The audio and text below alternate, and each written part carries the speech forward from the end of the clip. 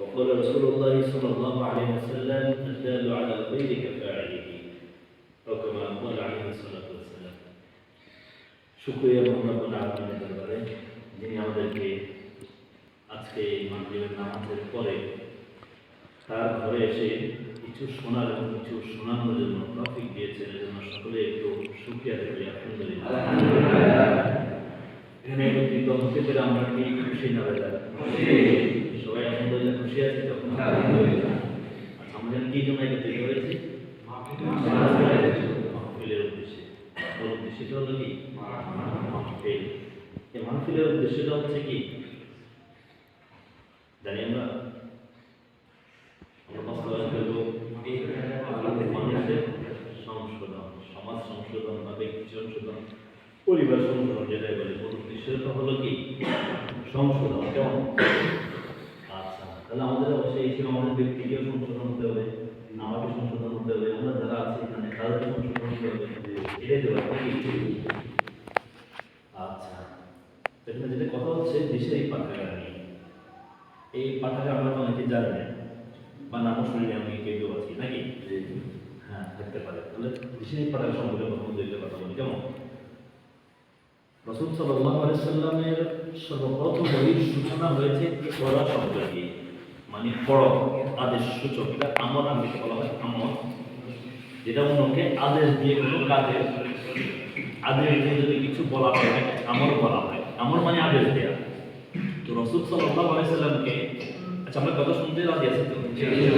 শোনাই তো?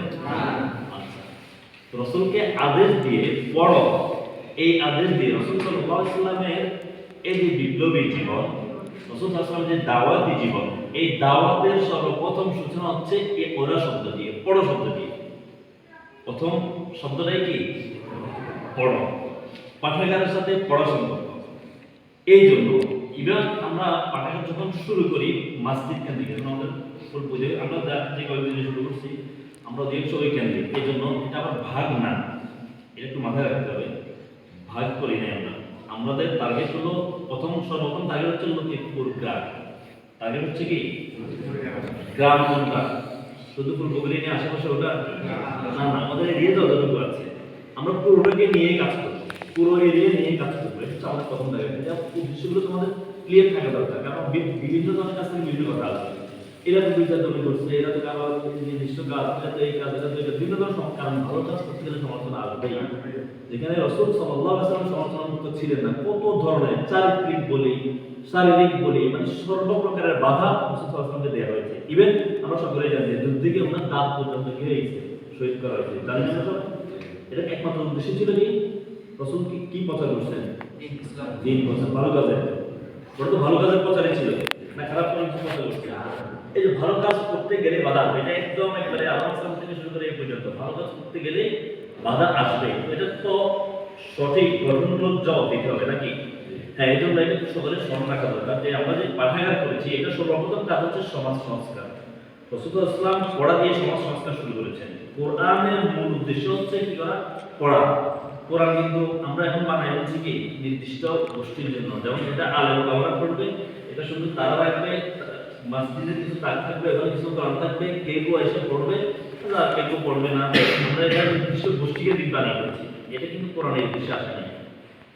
কোরআন কিন্তু এই উদ্দেশ্য পালন করা মানে প্রত্যেকের তলাবুল ইলমি ফারিদাতুন আলা কুল্লি মুসলিম, প্রত্যেকের উপরেই কোরআন পড়াটা ফরজ, সবাই পড়তে হবে। আমরা তো আলাদাদের দায়িত্ব দিয়ে বসাচ্ছি, যারা যাওয়ার কথা না, প্রত্যেকের কোরআন পড়া উচিত। অর্থ সহকারে কোরআন পাওয়া যায় না, প্রত্যেক সুন্দর সুন্দর অনেক সুন্দর সুন্দর অনুবাদ পাওয়া যায় কোরআনে। এতে কোনো কোরআন নিয়ে অনুবাদ সহকারে পড়ো, শুধু তিলাওয়াত না। একটা হচ্ছে গোষ্ঠী করে কি শুধু তিলাওয়াত, কি করতে হবে? শুধু তিলাওয়াত না, না কোরআন তিলাওয়াত এটা বোঝার জন্য। কোরআনটা আল্লাহ রাব্বুল আলামিন ওয়ালাকাদ ইয়াসসারনাল কুরআনা লিযিকরি ফাহমিল মুত্তাকিন, আল্লাহ রাব্বুল আলামিন বলছেন আমি কোরআনকে সহজ করে অবতীর্ণ করেছি মানুষের বোঝার জন্য। সুতরাং প্রত্যেকের চেষ্টা করতে হবে কোরআন বোঝার জন্য। সংশোধনের কথা যেহেতু আসছে, পাঠাগারের কথা যেহেতু আসছে, এটার উদ্দেশ্য হচ্ছে সমাজ সংস্কার। এই সংস্কারের মধ্যে বিভিন্ন ধরনের পদক্ষেপ থাকবে। যেমন একটা পদক্ষেপ হচ্ছে মাহফিল, আমরা মাহফিল করতেছি, এটা হলো সমাজ সংস্কার। এটা একটা মাহফিল, কারণ আমরা আমাদের অতীত যারা আছে, আমাদের এলাকার যারা আছে, আমি আমরা যারা সবসময় আমাদের কথা শুনি, বা ওদের যে কথা শুনি মাঝে মধ্যে একটু উন্নত মানের বা একটু উঁচু মানের আরো কথা যদি শুনি বা একটু পরিবর্তন আমাদের অনেকে আবার বলে মাহফিল করে লাভ কি না, মাহফিলে অবশ্যই লাভ আছে। এই যে মাহফিলের দিয়ে আমাদের কাজগুলো করবো এগুলো তো দিনই কাজ হচ্ছে, যেমন আমরা এখানে আজকে একসাথে এসেছি, বলা যায় না হয়তো বা কালকে আমাদের ময়দানে আমাদের এই সময়টুকু না যাতার জন্য আল্লাহ রাব্বুল আলামিন কবুল করে নিতে পারবে, সুবহানাল্লাহ। বলা যায় না কোন উসিলা কে কোন দিকে না যাতে পারে। আমরা তো এখানে বলি যে এটা জান্নাতি বানাই, এটা জান্নাতি বানাই, এটা জান্নাতে পাঠিয়ে দিচ্ছি, ওরে জান্নাতে পাঠিয়ে দিচ্ছি না, এই দায়িত্ব পৃথিবীর কাউকে দেয়া হয় নাই। কখন একটা রাব্বুল আলামিন কোন কাজের উসিলায় জান্নাতে নিয়ে যাবেন বলা যায় না। তাহলে দিশারি পাঠার মূল উদ্দেশ্য হচ্ছে সংস্কার। এই সংস্কারের একটা পদক্ষেপ হলো কি মাহফিল।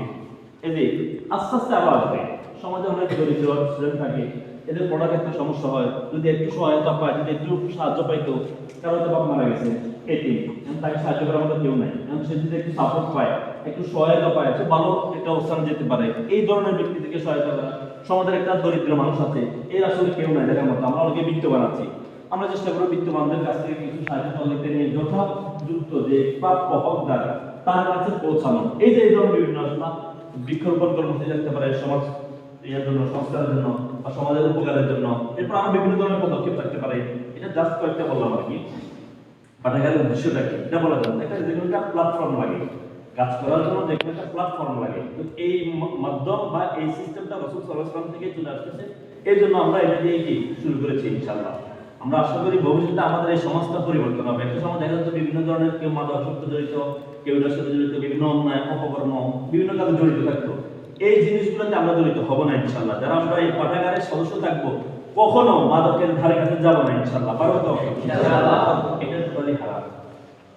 ইয়াসআলুনাকা আনিল খামরি ওয়াল মাইসির কুল ফীহিমা ইসমুন কাবীর ওয়া মানাফিউ লিন-নাস ওয়া ইসমুহুমা আকবার মিন নাফইহিমা। এই মাদকটা টোটালি হারাম, এটার ধারে কাছেও যাওয়া যাবে না। এটা কোরআনে হারাম করা হচ্ছে। আমরা সবাই মুসলমান তো, কোরআনটা অবশ্যই মানতে হবে। আমাদের মূল লক্ষ্য হচ্ছে জান্নাত। মূল লক্ষ্য কি? মাদক যদি গ্রহণ করি বা মাদক নিই, আমার শরীরটা হারাম। লা ইয়াদখুলুল জান্নাতা জাসাদুন গুযিয়া বিল হারাম। কোন শরীর যদি হারাম দ্বারা গঠিত হয়, হারাম ভক্ষণ করে, ওই শরীর কখনো জান্নাতে যাবে না। নাউযুবিল্লাহ। জান্নাতে যদি না যায় কোথায় যাবে? জাহান্নামে যাবে। আমরা কি জাহান্নামে যেতে চাই? না। এই যে ঠান্ডা লাগে, কত কিছু লাগাইছি না, জাম্পার, জ্যাকেট, বিভিন্ন ধরনের লাগাইছি না, এই সামান্য কিচ্ছু না।